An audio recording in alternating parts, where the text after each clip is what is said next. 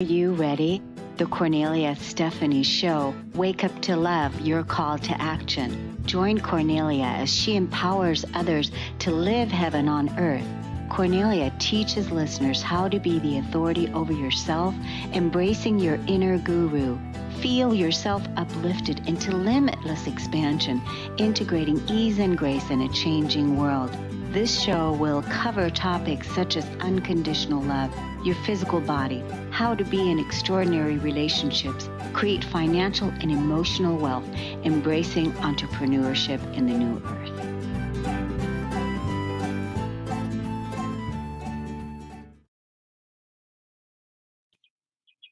Hello, everyone. Welcome to the Kornelia Stephanie Show. It's an honor and a pleasure to be here with you today. I'm super excited about what I'm up to, who I'm bringing on as my guest today, and what we're going to be talking about. The title of today's show, I know you're going to love this. It's Make Yourself a Priority by Setting Boundaries, Releasing Toxic Relationships, and Practicing Self-Care. This is what my guest today is an expert in. And if you remember her, she's been on the Kornelia Stephanie Show before on the Stories of Hope, and I think it was last year. Through her work as a spiritual life coach and certified aromatherapist, Theresa Tirk, aka the Ritual Queen, empowers women everywhere to step out of overwhelm and into joy by awakening to their own validation and strength. Theresa creates massive impacts in her clients' lives with dynamic daily rituals and simple yet powerful mind shifts. Theresa was called to coaching through her own spiritual journey of self-discovery following a battle with depression and anxiety. Theresa is the host of the Ritual Queen podcast and CEO of the Ritual Queen LLC. And now what she's added to her bio, she is now an author as well and has written an incredible series of books that we're going to talk about today. I'm so excited about those books. Welcome back to the show, Theresa. Thank you so much for having me again, Cornelia. Our last talk was so good that I'm really excited to dive in today. Yeah, I'm so glad that you came back. When we visited, well, first of all, thank you for bringing the topic that you brought about setting healthy boundaries and, practicing that deep inner self-care, releasing toxic relationships. And that was something that you wanted to talk about today. So, give us a little bit of insight as to why that topic now and why is that so important? Yeah. So thank you for giving me the platform to share, because I believe as women and caregivers, we give so much to everybody else that we just forget about ourselves, and we just don't understand how important it is for everybody around us that we ourselves are a priority. And it's one of the main topics in my book, and learning to release the people pleasing tendencies that we have as women.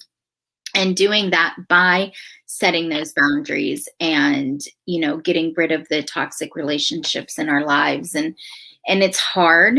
I released one of mine over 20 years ago, and it's not that, it was an easy decision or that I don't still, wish it could be different, but you have to set those boundaries that make your life better without worrying about, how it affects somebody else.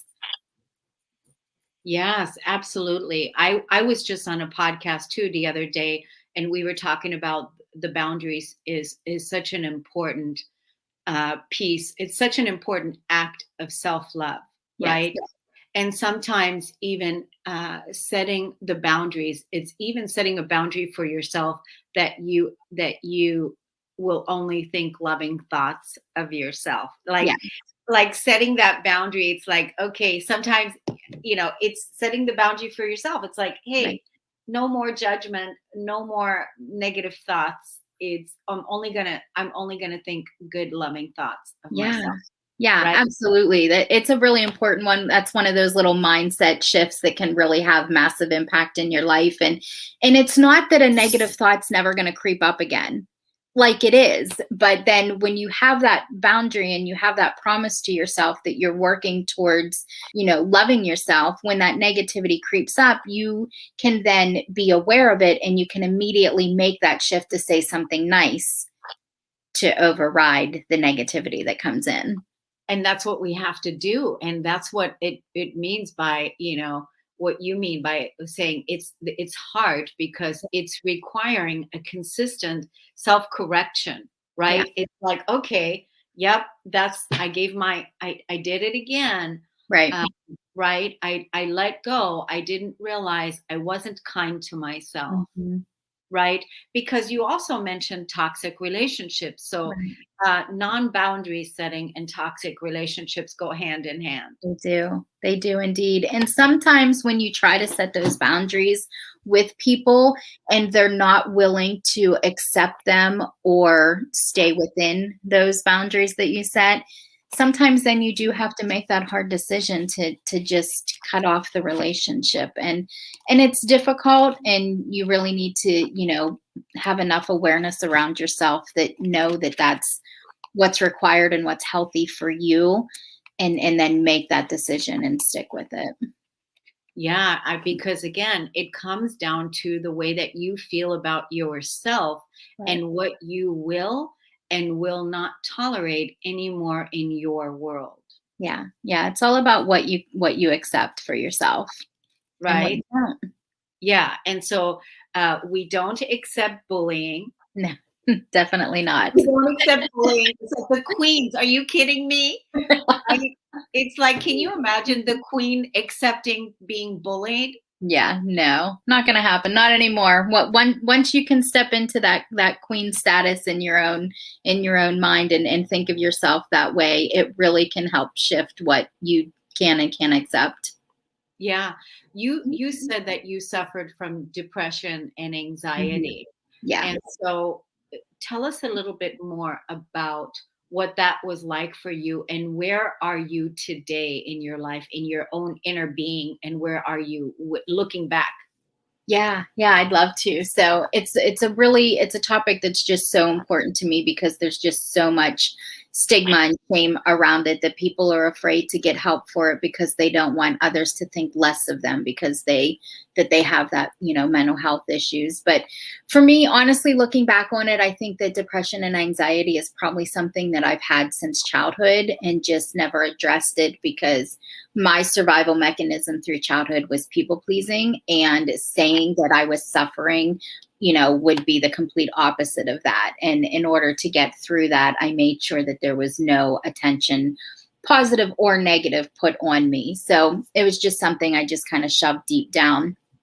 And then, once I had kids and got married, I just carried all of that people pleasing tendencies into that and just kept shoving and shoving and shoving, and never addressing and dealing with any of my, childhood pain and trauma. And then one point it just exploded.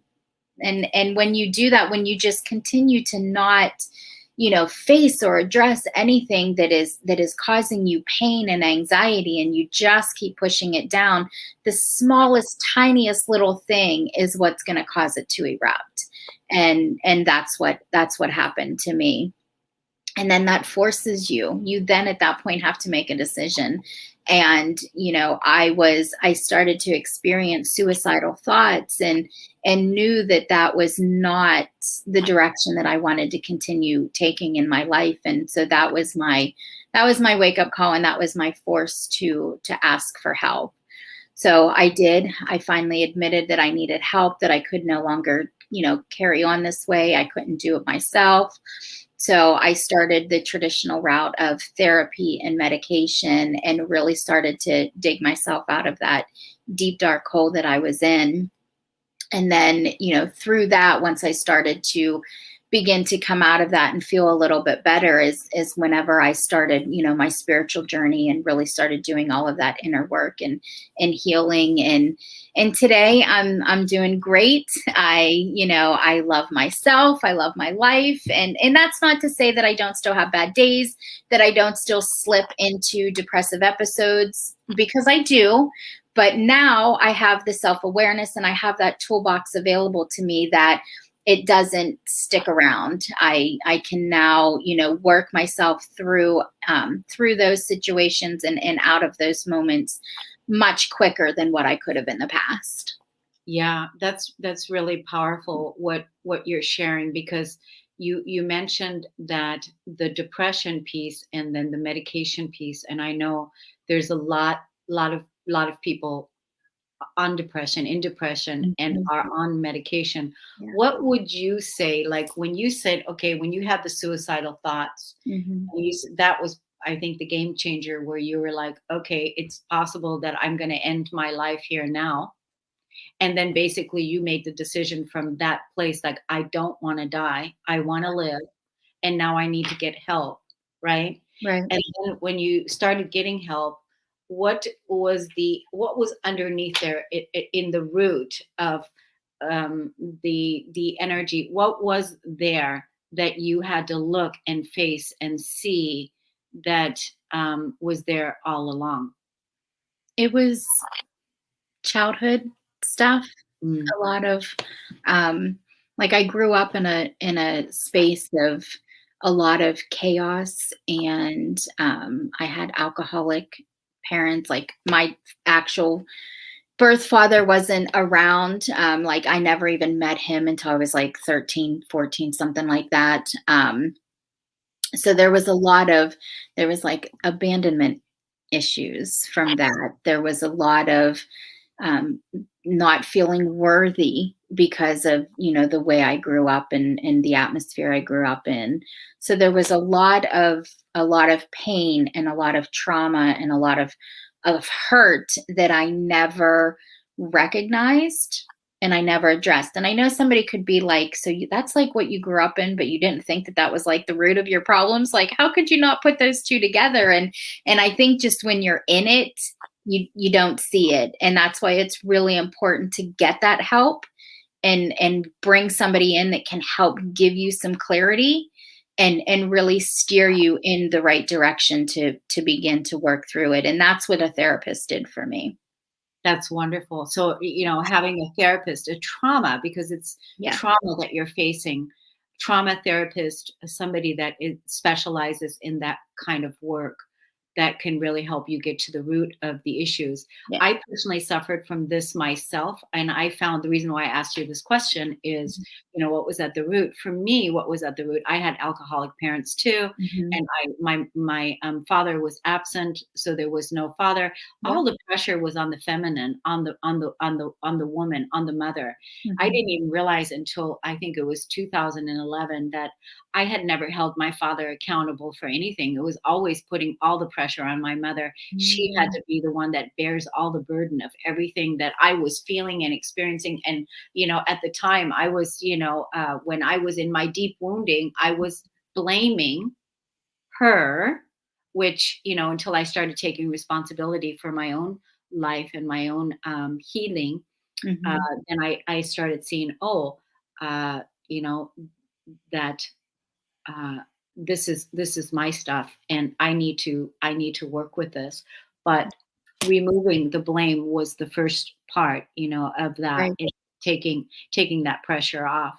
So, but I found at the root of all of that that I had self-hatred at my core. Mm. I hated myself, and that was pretty ugly to see. Yeah. You know Yeah, that when you start digging in and you start working through it, some nasty stuff will surface. But you just got to keep going because you got to face it to get through it. So I had suicide ideation all my life until 1993. Since that Mm. time, it has been healed, and I've overcome suicide, and I never have Good. suicidal thoughts anymore. That's Mhm. something that was of a past life issue. So, can you imagine the loss in this world if you and I would have acted on those suicidal Yeah. thoughts. What Right. a terrible thing that would have been for us, you know? Yeah. Not just for us, but also for the people that we leave behind, for the world, because what a loss it would be uh, that we are not here anymore. Yeah. Yeah. We would My children is what my children and my husband is what saved me from that, because I just couldn't imagine doing that to them, I guess. So that's like the one thing that saved me from ever following through with anything. I just want to tell you how blessed you are that you have your children and your husband. Yeah. I can't say that I did. Yeah. And I Yeah. had, I'm very lucky. I know yeah, that. yeah, for me, it was like I had to just be enough in my own, that Mhm. for myself, Yeah. it was like, that was huge, you know, And because that's the nice, hardest, right? it was really hard. So Yeah. I understand your pain and I understand the lessons because I can relate to it. I've been there firsthand Mm, and I know what a victorious uh, job that is yes. as women and as human beings to come back into our truth and into our healing and into our queenhood. And Yeah. that's why, you know, now you are a ritual queen. You're helping so many others with the work that you're doing. And I'm so glad for it. I'm so glad that you're here on this planet doing this work. And you wrote the books. I You did. have some incredible, so I love what you've created. Tell us, Thank you. tell us about your book. You've got a series of 3, right? They're like a Yeah. packet of 3 that they Yep, come. they kind of all work together. So writing a book about my life is something that I've wanted to do for a very long time, and last year finally just got that hit and that nudge to just do it. Like finally just follow through with what you want to do and make it a reality. And so in December, I made the decision that I was doing it. I was writing my book, and so I started writing in December. It's a self-help memoir, I call it, and so it's the journey of my life from childhood to today. And it was really important to me that I not only just share my story, and I share my story in a way that I don't hold back. Like it's very real, it's very raw and vulnerable and completely authentic. Like it is truly a no holds barred book, and that's how it got its title of Uncensored, because there's no filter. Like it's completely, I'm open 100%. So the title of it is Uncensored: A Guide to Putting on Your Big Girl Panties.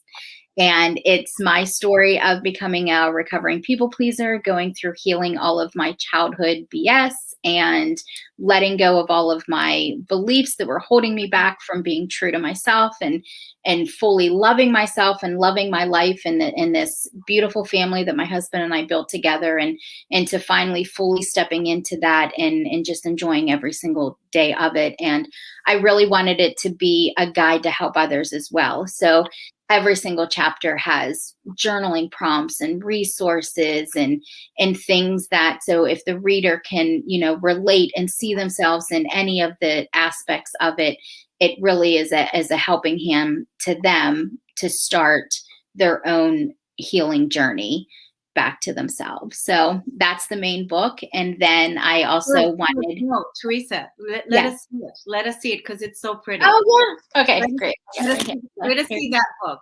So yeah, show us. Get a little bit more, and maybe pull. Yeah, Yeah. So uncensored. Yeah, yep, Uncensored. And then, so one of my favorite quotes from the book, I'm going to read if you don't mind, is please do. to find yourself, you have to love yourself. To love yourself, you have to know your worth. To know your worth, you have to find validation within. And to find validation within, you have to stop listening to outside sources. Wow. So that's how we start the book. And then, so every single chapter, at the end of every chapter, I'm going to give you journaling prompts and resources throughout the whole book. And then, of course, since I am a aromatherapist as well, at the end, I share with you some of my favorite oil blends. And yeah, there's all kinds of worksheets, and It's definitely a guide for you to use on your own healing journey. It's chock full of resources and different ways to help you just get some self-awareness. How long did it take you to write that book? So I started in December and I finished at the end of June. So July was spent doing the edits and the revisions, and then it published on Amazon the end of July. And you self-published? I self-published through Amazon, yeah. That just goes to show you what a bad you are. What a queen you are. It's like, my God, you know, you made the decision. First of all, you made the decision to live and heal your depression. Yep. You made the decision to write your book. Finally, you were like, that's it. I'm done. I'm doing it. Mm-hmm. And then you decided that in December. So 6 months later, you had that book written, and it's beautiful. I love the outside cover. I love, you know, what you called it, and how you have the panties on the what do you call those? What do you call those things? On like the clothesline? Yeah. I love that. I just, you know, I admire that so much because I know how hard it is to write a book. Yeah. And it was a challenge. I had a lot of ups and downs, and thankfully I had an amazing friend that was my support system and my editor. And whenever I would, you know, start to veer off the rails a little bit, or try to hide and not, you know, get fully uncensored, you know, she would call me out. And so yeah, it was a bit of a healing journey as well throughout the writing of it. It definitely allowed me to, you know, go through some things that I thought maybe I had fully healed, and really dig deep within and find my own, you know, sense of worth, and that, yeah, I deserve to do this. So yeah. really Did you clear this with your family beforehand? I'm curious, because uncensored means that we're talking about it. Yeah. So I actually wrote like the whole thing, and before, you know, it came out, I kind of shared with everybody, like, I'm writing this book about my life. Like, do you want your name included? Do you want me to leave you out? Like, how do you feel about this? And, you know, I'm sharing everything. I'm being very open. And so I kind of got the okay from everybody, whether or not they wanted their name included or if they wanted it left out. And then I published, and then my family read it. Good. And how did they take it? Yeah. It was an experience, I will say. Everybody had a different reaction to it. But since then, like, everybody has come around, and everybody is fully supportive and behind me, and you know, and love it. And everybody just kind of had to work through it on their own, you know, Yeah. what it brought up for them. Yes. And so, but we have now, like, everybody's read it. Everybody's worked through, you know, different things that it triggered within them. And yeah, now everybody is on board and supportive, and couldn't be more excited for me. So I think you've brought a lot of healing for your entire family. Oh, thank you. Yeah, absolutely. For your family and your children, everybody that is the beneficiary of reading your book and actually using it to support their own healing, because that's how we relate. We relate through storytelling. And so tell us about the partner book to the first book. So the second one then that I did was a journal to, because we have the journaling prompts and everything, like, in the book, but I wanted to give you, like, your own sacred space to actually answer them and work through them and stuff. So that led me to the journal. And then I took all of the resources from the book, put them in here, and then gave you your own, like, sacred space to actually really dive in and get real. And, like, it's for you. Like, it's not for anybody else. It's 100% for you, so that you have the freedom to fully explore what's coming up for you. And so on top of all of the resources and the journal prompts from the book itself, I wanted it to be even more than that. So every single section in the journal has a Get Uncensored spot where we go into journal prompts and things that go even deeper, that really dig in and really, make you think and make you feel and make you really work through all of those things that are bubbling up, and really have a space to get them out and really begin that deep healing. I really feel like this book needs to be in every household. Honestly, I agree.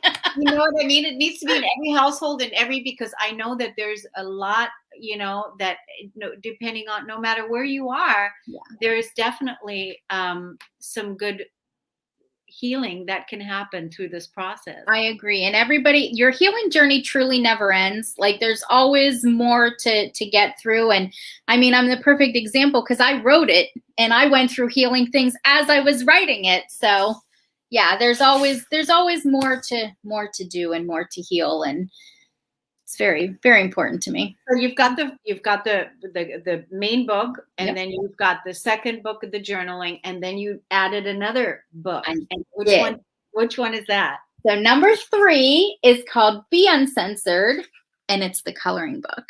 Because a coloring book was important to me because on my own healing journey, somebody had gotten me an adult coloring book. Because when things were really bad and I was really deep into the depression, doing anything was a major chore, like showering, brushing my teeth, like all of it just felt so heavy and so hard to do. So it was hard to find kind of joy in things. And somebody had gotten me an adult coloring book and I was like, I don't know about this, but it ended up being very therapeutic and a really creative outlet for me because it took no thought.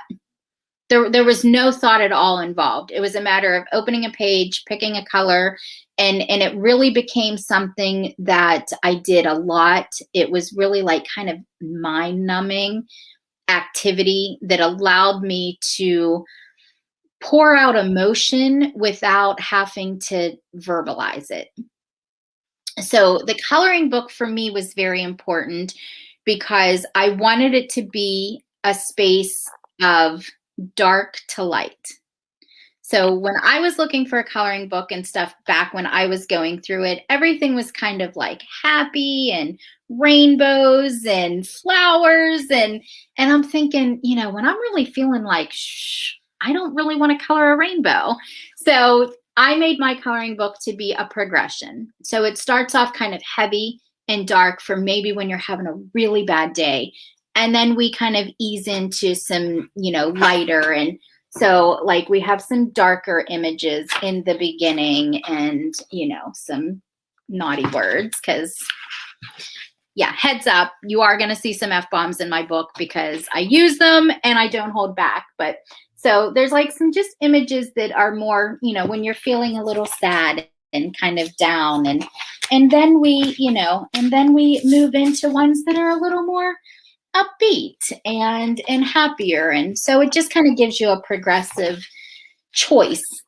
How are you feeling? What do you want to color today? And there's just options for you.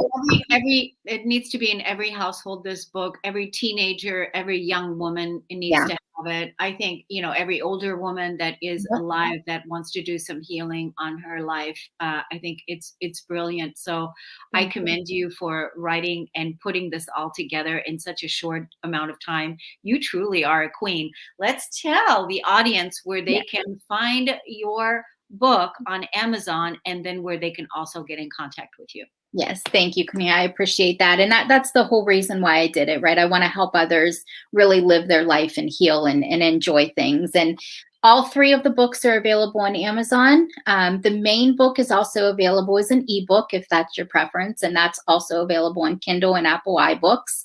But Amazon is the way to go. And you can find me on my website is theritualqueen.com, and that will actually spider you out to all of my platforms, Instagram, Facebook, my own podcast, and it'll also give you links to the book as well. it was an honor and a pleasure to have you here. I'm super excited about your book and what you're up to. Thanks, everybody, for listening and tuning in, and we'll see you again next time. Take care.